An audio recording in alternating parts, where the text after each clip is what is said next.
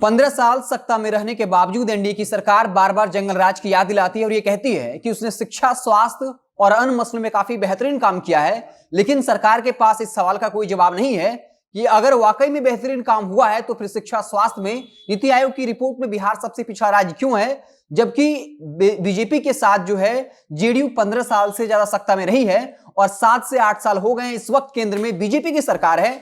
और स्वास्थ्य को लेकर क्या स्थिति है, एक खबर आ रही है सुपौल से, जहां पर एक शख्स का रोड एक्सीडेंट होता है, उसे वहां के नजदीकी अस्पताल में भर्ती की जाती है और फिर उसे रेफर किया जाता है, लेकिन उसे एम्बुलेंस नहीं मिलता है। और चूंकि 7500 रुपए में एक निजी एम्बुलेंस किया जाता है, लेकिन तब तक काफी देर हो जाता है और उस 19 वर्षीय युवक की मौत हो जाती है। ये पूरी खबर जो है वो सुपौल के जदिया थाना क्षेत्र की है।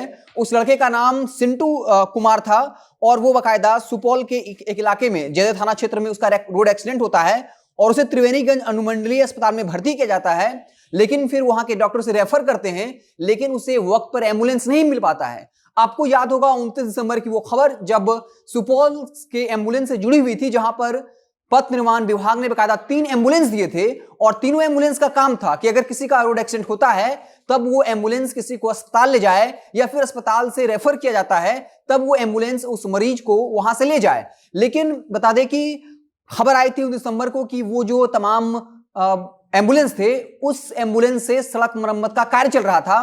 और जब इस मसले पर उस एम्बुलेंस के ड्राइवर से पूछा गया तब उसने कहा कि उसने पिछले कई महीनों से एक भी मरीज नहीं ढोया है। यानी जिस एम्बुलेंस का काम मरीज को ढोना था, जो जिनका रोड में एक्सीडेंट होता है, लेकिन वो रोड के मरम्मत कार्य में लगा हुआ था। और उसी सुपौल से खबर है जहां एक 19 वर्षीय सिंटू कुमार का रोड एक्सीडेंट होता है, उसे वहां के एक अस्पताल में भर्ती किया जाता है, उसे रेफर करने पर एम्बुलेंस नहीं मिलता है और इस वजह से उसकी मौत हो जाती है। यह हाल उस बिहार का है जहां की सरकार ये कहती है कि वो पीएमसीएच को विश्व का दूसरा सबसे बड़ा अस्पताल बनाएगी। बाकायदा पीएमसीएच में हेलीपैड की व्यवस्था होगी, जहां पर एयर एम्बुलेंस की व्यवस्था होगी, फ्लाइट के जरिए जो है वहां पे लोग इलाज करवाने आएंगे। लेकिन आप समझिए सुपौल में जहां एम्बुलेंस की कमी की वजह से सिंटू कुमार जिसकी रोड एक्सीडेंट होती है और उसकी मौत हो जाती है। एम्बुलेंस कांड बिहार में कोई नया नहीं है। कोरोना काल के वक्त में भी देखा गया था कि जब लोग बिना एम्बुलेंस के मर रहे थे, मरीजों को ढोने के लिए एम्बुलेंस नहीं था, उस वक्त बीजेपी के सांसद राजीव प्रताप रूडी के पैतृक गांव में दर्जनों की संख्या में एम्बुलेंस था। और जब जाप सुप्रीमो पप्पू यादव ने इस घटना को उद्भेदन किया तो इसके उलट उन पर ही केस दर्ज करके उन्हें महीनों जेल में रखा गया। आपको बता दें कि पप्पू यादव जब वहां पहुंचे थे तब उन्होंने बकायदा ये पूरा मामला दिखाया था कि कैसे वहां दर्जनों की संख्या में एम्बुलेंस लगा हुआ है, जबकि कोरोना काल में लोग बिना एम्बुलेंस के मर रहे थे। हालांकि उसके बाद बीजेपी सांसद ने कहा था कि अगर पप्पू यादव वाकई में इतना फिक्रमंद है तो वो ड्राइवर मुहैया कराए, जिसके बाद पप्पू यादव ने 40 की संख्या में ड्राइवर की फौज खड़ी कर दी थी। और जहां जो राजीव प्रताप रूडी का जो इलाका है वहां ये देखा गया कि उसी एम्बुलेंस से बालू ढोए जा रहे थे।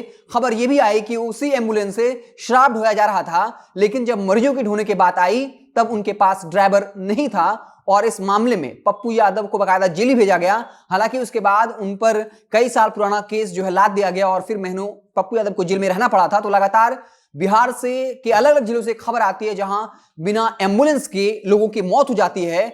और ये ताजा खबर सुपौल की है।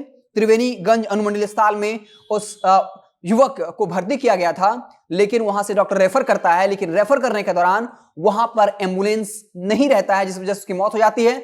10 दिन पहले सुपौल से खबर आई थी जहां उस अस्पताल में एक एम्बुलेंस था और उसे धक्का मार करके जो है गाड़ी स्टार्ट की जा रही थी। उस वक्त भी जो है ये मामला प्रकाश में आया था, लेकिन किसी ने ध्यान नहीं दिया और आज इस वजह से, एम्बुलेंस नहीं होने की वजह से एक युवक की मौत हो गई। हालांकि जब इस मसले पर अस्पताल प्रबंधक से पूछा गया तो उन्होंने साफ तौर पे कहा कि हमने इसकी शिकायत जो है स्वास्थ्य विभाग के बड़े अधिकारियों से किया था, लेकिन कोई सुनवाई नहीं हुई। आखिर इस 19 वर्षीय युवक की मौत का जिम्मेवार कौन है, ये एक बड़ा सवाल है। तो लगातार ऐसी खबरें आती रहती हैं जहां एम्बुलेंस न होने की वजह से लोगों को अपने जान से हाथ धोना पड़ता है। लेकिन लगातार सीएम नीतीश की सरकार ये कहती है कि स्वास्थ्य के क्षेत्र में काफी बेहतरीन काम हुआ है, वो पीएमसीएच को विश्व का दूसरा सबसे बड़ा अस्पताल बनाएंगे, लेकिन यहाँ के अस्पतालों में एक एम्बुलेंस नहीं रहता है, जिस वजह से लगातार लोगों की मौत होती रहती है। फिर सीएम नीतीश से अगर सवाल पूछा जाए तो एक बार फिर से पिछले 15 साल के जंगल राज की याद दिला देंगे, बताएंगे कि उस वक्त में बहू बेटी जो है वो घर से बाहर नहीं निकल पाती थी। इस वक्त बिहार में